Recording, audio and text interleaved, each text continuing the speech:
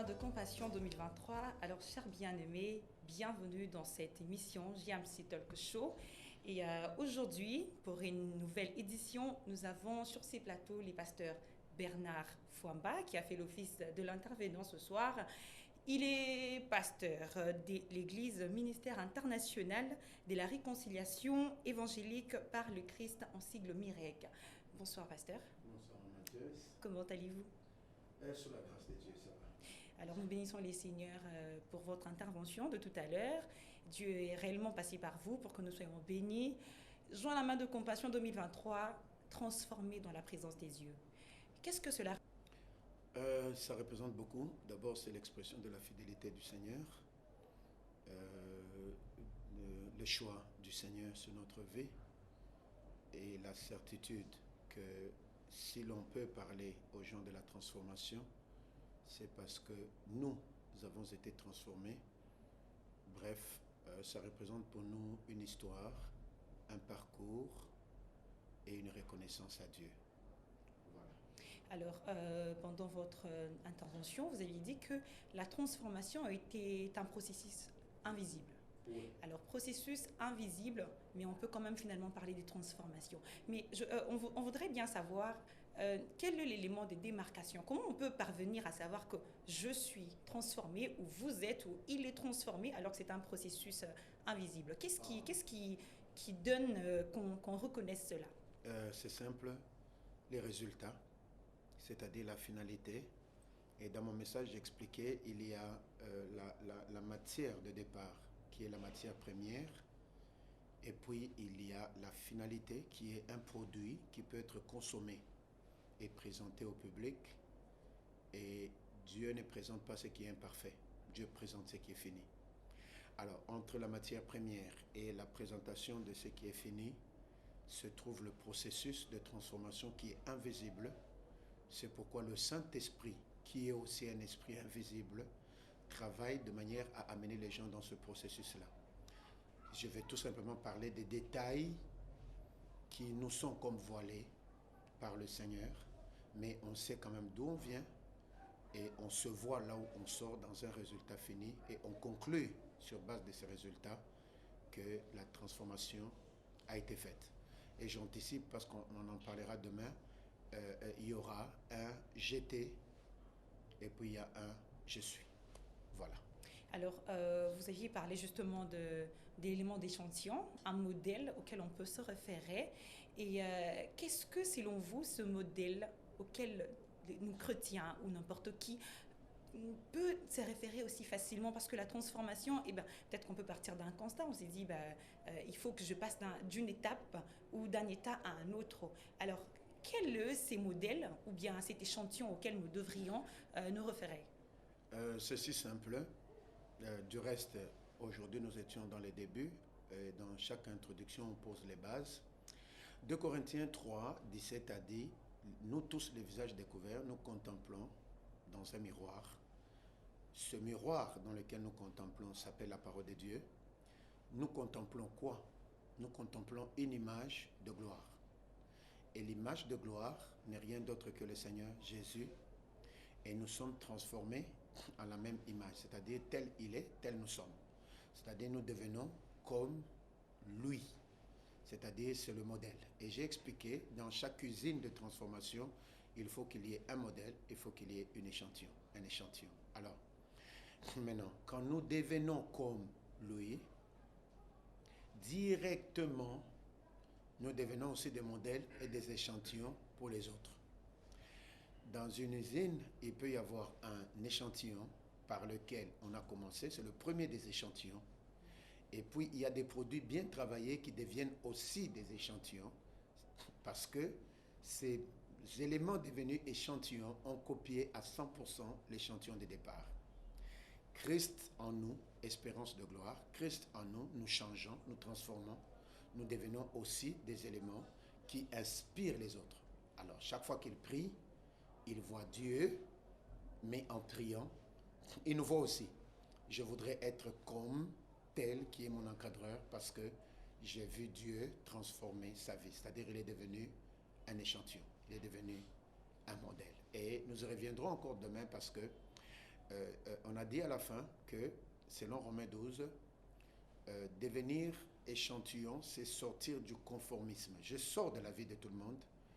Il m'a transformé. Il a fait de moi un échantillon.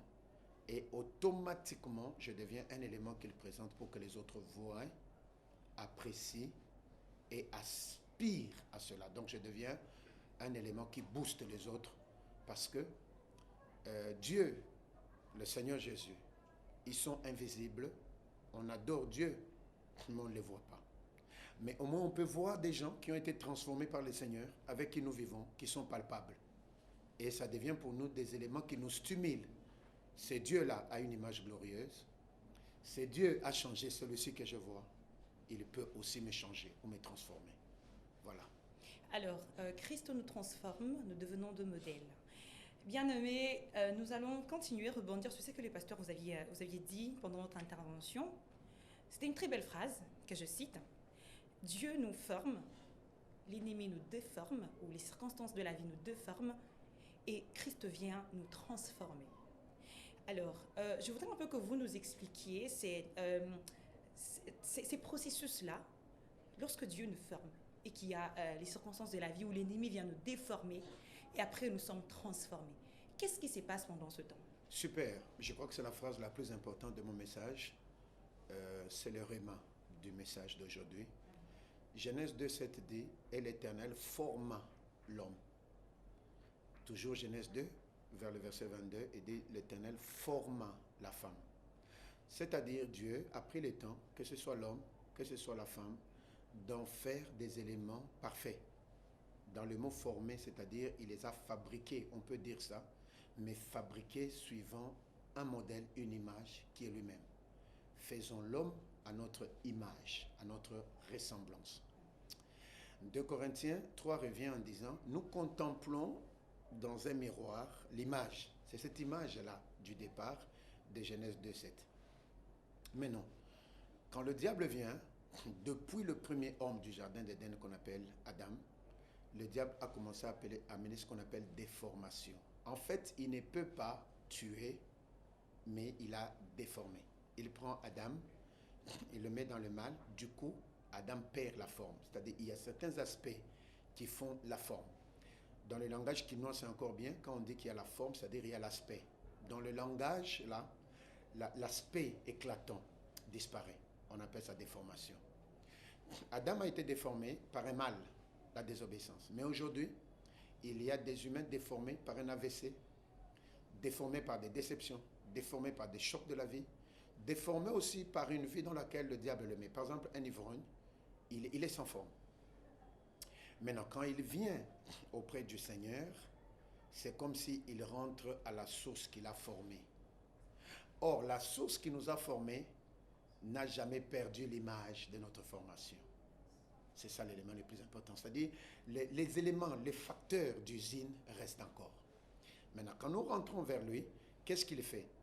Il ne nous forme pas, parce qu'au départ, il nous avait déjà formés, et le diable nous a déformés, mais qu'est-ce qu'il fait? Il nous transforme, c'est-à-dire, il fait un travail pour nous retourner à la forme de départ. Et ainsi, sur la terre, nous devenons comme au ciel. Et dans cette transformation-là, quand il a fait, il n'informe pas nos ennemis. C'est-à-dire, il s'impose, parce que nous avons donné nos vies à lui, et il fait cette transformation-là. C'est-à-dire, il n'a pas de compte à rendre à l'ennemi, il ne fait que le travail restaurateur. Voilà la transformation. Amen. Alors, transformés dans la présence des dieux, après être déformés, le Seigneur vient nous transformer pour que nous reprenions notre forme et aussi aller au-delà. Merci beaucoup, pasteur. Alors, nous vous donnons rendez-vous demain. Nous allons continuer. Mais avant tout, nous vous demanderons quand même de prier pour tous ceux qui peut-être sont en train de subir une déformation de la part de l'ennemi ou des circonstances de la vie. Parce que nous rappelons, chers internautes, que GMC a deux jambes. Une qui consiste à prier et l'autre qui est portée justement sur la prédication ou la parole des dieux. Alors nous allons prier avec les pasteurs. Pasteur, vous allez prier pour tous ceux qui sont en train de passer par des moments de déformation et qui voudraient bien retrouver une transformation. Est-ce qu'on peut prier, pasteur? Il est écrit dans la parole, Marc 14 l'a dit, Abba Père, toutes choses te sont possibles. Et c'est Jésus qui l'a dit à Gethsemane, dans les conditions les plus difficiles, ces conditions n'annulent pas les possibilités de Dieu. Et Philippiens 3, 21 que nous avons lu nous a dit que le Seigneur a le pouvoir d'assujettir toutes choses. Alors il transformera notre corps d'humiliation en un corps glorieux. Père, je prie, ce corps-là peut être un mariage, peut être un travail, peut être une santé de quelqu'un, peut être un projet de quelqu'un que le diable déforme. Je voudrais stopper ce vent de déformation des familles, déformation des vies, déformation afin de libérer le vent du Saint-Esprit qui transforme. Papa, dans cette déformation, il y a même des pourritures. Tout ce qui paraissait pourrir, je prie et je viens déclarer que ça puisse être transformé en une vie nouvelle par le Christ, parce que les ossements desséchés peuvent reprendre la vie. Je prie pour eux. Ceux qui ont été déformés même par des maladies, même s'il a eu l'AVC, tu es capable de retourner la forme, parce que ce qui fait de toi Dieu, c'est que tu prends la matière première de rejet, de poubelle, de honte, et tu reprends cette matière pour en faire quelque chose d'appréciable. Je bénis cet homme, je bénis cette femme, je bénis cette jeune fille, ce jeune garçon qui nous a suivis, et je déclare que s'il croit en toi et qu'il te donne sa vie, qu'il te reçoit comme Seigneur et Sauveur, qu'il soit déjà candidat à la transformation. Et à la fin de cette transformation, qu'on écrive sur sa vie « Made in Heaven ». Qu'on ne dise pas que ça a été fait par les hommes, fait en Chine, mais qu'on écrive ça a été fait par le ciel, fait par le Seigneur. Qu'il en soit ainsi au nom de Jésus-Christ. Amen. Amen. Merci beaucoup, pasteur. Et merci à vous également qui nous avez suivis. Nous vous donnons rendez-vous demain sur le même plateau et que Dieu vous bénisse.